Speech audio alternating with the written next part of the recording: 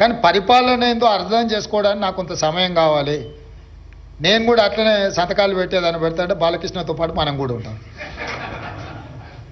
అందుకోసమని నేను ఏం చేస్తున్నానో నాకు అవగాహన ఉండాలని నేను ఎక్కువ నమ్ముతా.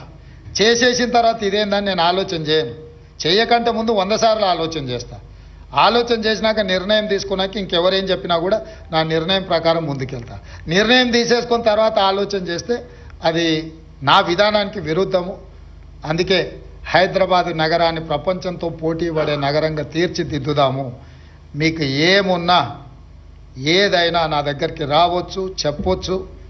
పర్సనల్ ఎజెండా లేకుండా స్టేట్ ఇంట్రెస్ట్లో వస్తే 100% అక్రాస్ ద టేబుల్ ఆ ఇష్యూస్ని రిజాల్వ్ చేస్తా.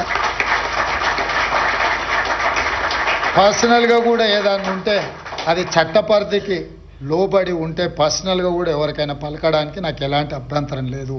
చట్టాన్ని ఉల్లంఘించి పర్సనల్గా ఎవరికైనా ఉపయోగపడాలంటే అది నా దగ్గర కుదరదు. ఇప్పటికే మీకు అవగాహన వచ్చి ఉండొచ్చు. నేను నియమిస్తున్న అధికారులను కానీ నేను తీసుకుంటున్న నిర్ణయాలను కానీ ఇంతవరకు నేను అధికారులు ఎవరికైతే అవకాశం వచ్చిందో ఎవ్వరూ నన్ను కలవలేదు, నన్ను అడగలేదు. అంత ధైర్యం ఎవరు చేయలేదు. నేనే కష్టపడే అధికారులు, రాష్ట్ర నిర్మాణంలో ఉపయోగపడే అధికారులు, ట్రాన్స్పరెంట్గా పరిపాలన అందిస్తారు,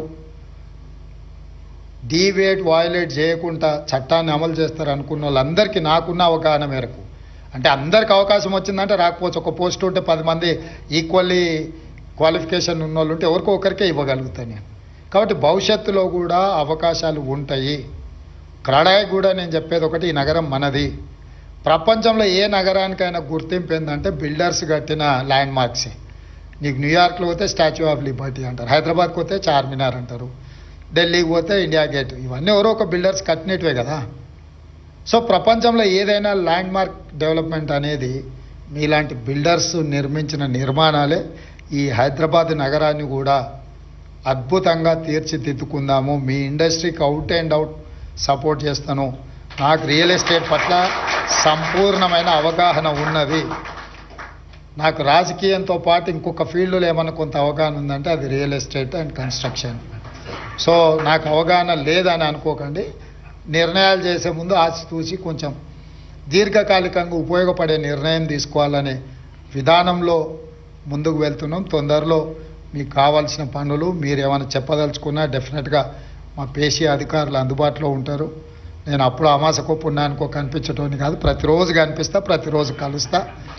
కాబట్టి మీ అందరికీ, మా అధికారులకు కూడా ముఖ్యంగా నాగిరెడ్డిని నేను అభినందిస్తున్నా.